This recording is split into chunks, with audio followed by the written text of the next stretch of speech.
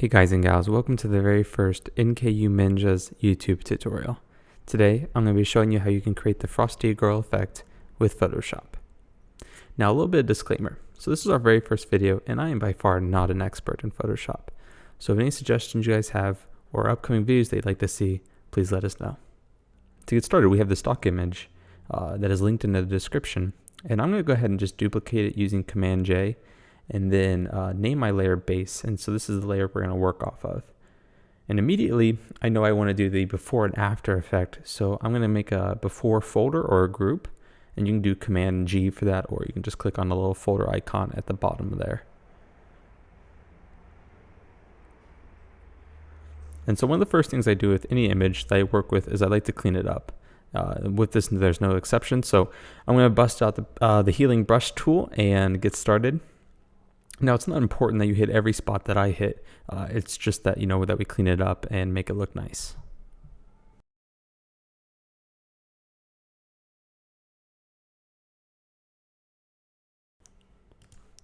So I've also noticed that under her eyes could use some work. So I'm going to do a clone tool and make it kind of broad.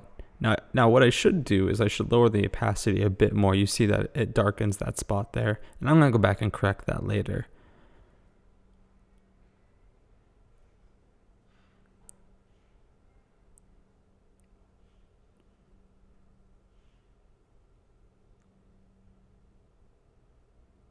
Again, you can see where I'm making my mistake here. I've sort of bruised her face because that skin was darker. So to correct this, you can either reduplicate and change the opacity, or you can use the dodge tool and correct it. So there you go. Now she's a little better looking.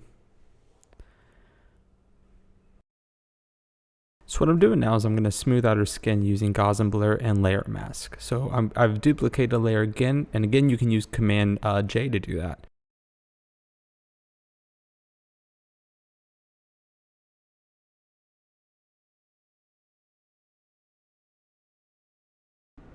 I'm not too concerned with how well I outline her here. I'm just going to apply a generous feathering to it.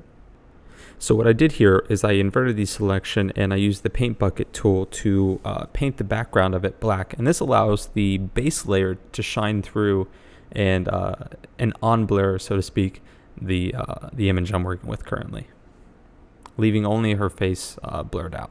And so now we're also going to use the paintbrush tool to black out the eyes and any other features that we want. You can also change the opacity of the blurred layer that you have here to make that smooth skin a little bit more believable looking.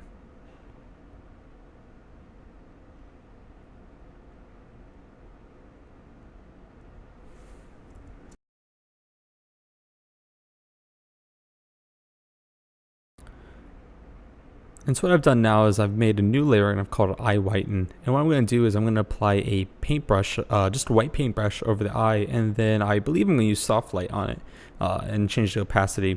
But first, before I want to do that, I want to take care of some of the brighter red blood vessels in her eyes. So I'm going to use the clone tool, take parts of her eye and cover up those spots. And so now I'm going to apply the white effect onto the eyes, and you can just go right over the iris. We're gonna erase that here in a second.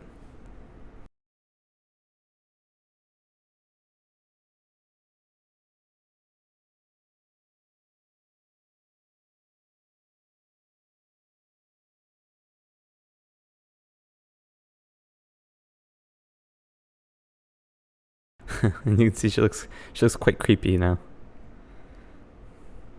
So the iris is pretty washed out, so we just want to erase that. I'm also going to apply a gauze and blur on it to help disperse some of that white.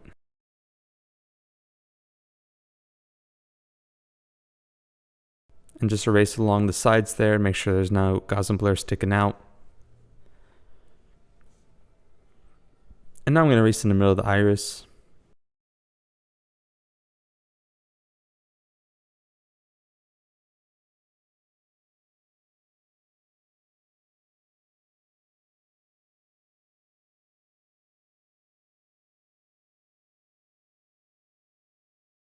So I applied a 14 opacity to my eraser, and I'm erasing along some of the darker spots of the eye.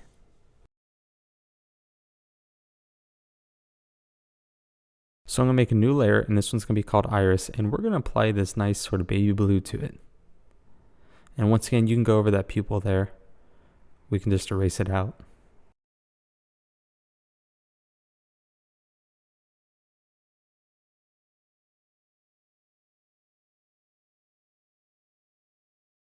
So I thought soft light was a little too bright, so I'm applying a multiply. One tip is that people tend to forget their lighting, and if you color over the light, obviously it's going to change the color of that light. So you're going to want to go back and make sure it remains white. It's going to make all the difference in the world.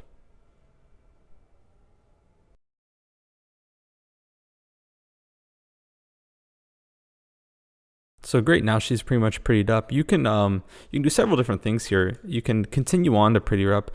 You always have the option of coloring in her lips. You can add some blush. I see there's an error on the left side of her cheek there. It's kind of too bright. What I'm going to do now is I'm going to duplicate the base layer, and I'm going to desaturate it. And you'll get these weird little blue spots that we've erased. So I'm going to apply a soft light and take the opacity down. Now I'm duplicating the desaturated layer again, and this time I'm going to apply a gradient map on it. Once again, we're going with soft light, and I'm going to change the opacity down.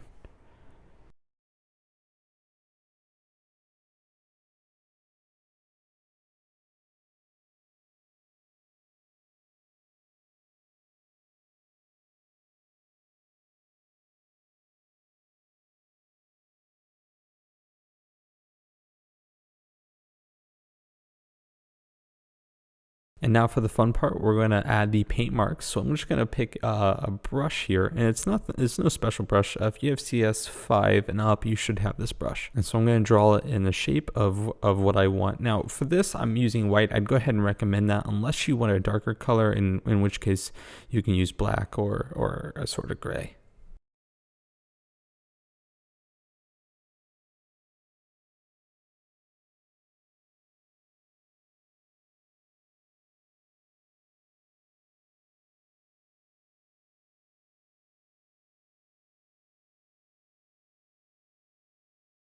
So I'm pretty satisfied with that. So while on the paint marks, take the magic wand tool and try to highlight all of the paint marks, just the outlines, so you can select off of the actual paint marks and then just do an invert. And then go down to your base and Command J. This is going to do a quick copy and paste into a new layer. And essentially what you just did was you've taken the shape of the paint mark and you've captured the skin that was around that. So I've named that layer that we pulled from the base the skin detail layer.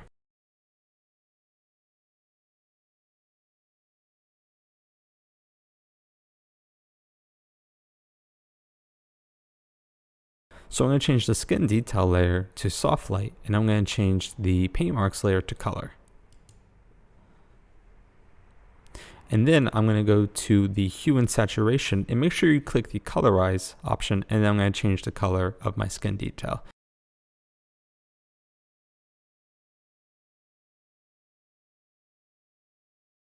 And then I'm going to duplicate that skin detail layer. You can change the color if you'd like. I suggest you keep the same and then do a multiply. And as with all these layers, you're going to want to play with the opacity. So play down so you can get some more of the skin detail to come through.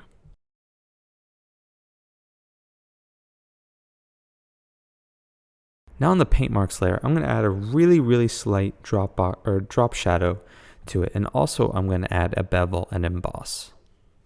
And you're going to make sure you want to keep that the angle lighting appropriate to where their face is, and it just happens to be 120 in this case.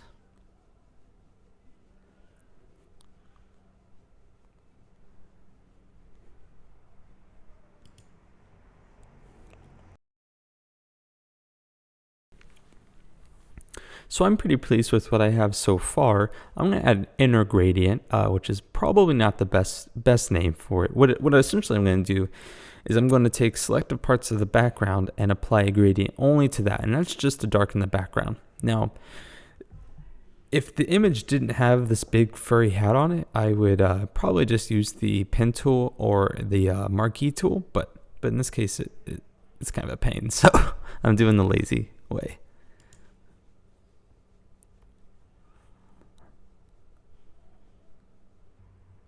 And so I'm going to apply pretty generous feathering to this to make sure I get all the parts.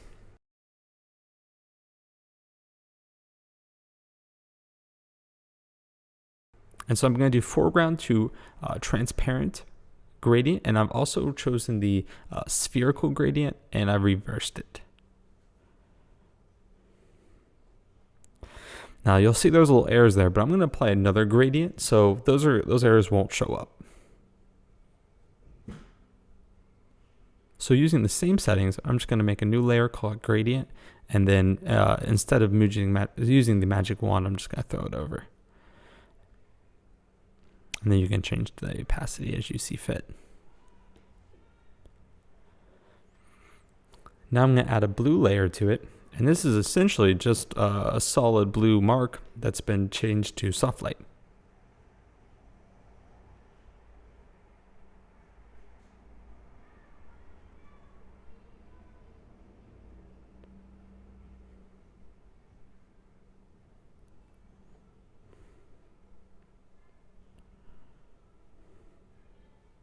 You see, I couldn't quite decide which blue I wanted for it.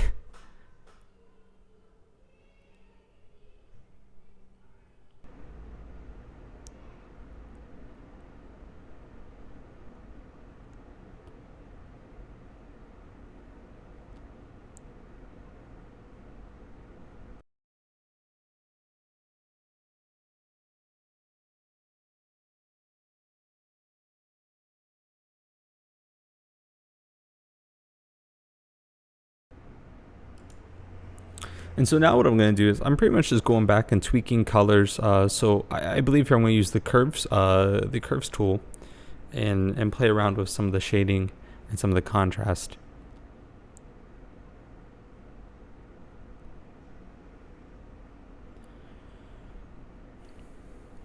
And so we're nearing the end of our little project here. And so I'm adding some cinematic black bars to the top and bottom of the image. And I instantly love the effect that it creates. It makes the scene probably 200% more dramatic. So again, I'm just going back and I'm playing with different settings, seeing what I like most. So now I'm going to apply non-sharpen mask to make it, of course, sharpen more. And see the progress we've made so far.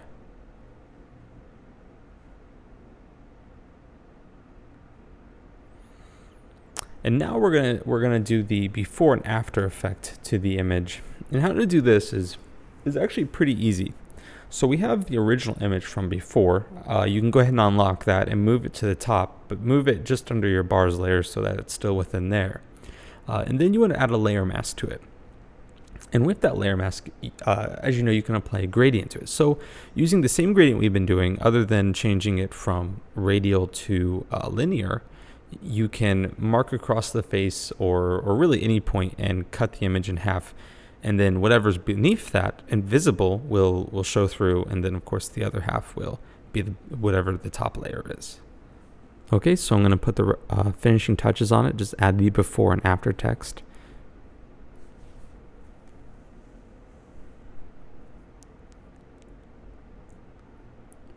And so now you have your final image.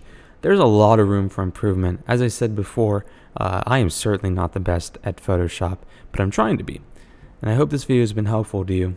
I've certainly enjoyed making it. If you have any suggestions or comments, please leave them below. Thank you for watching.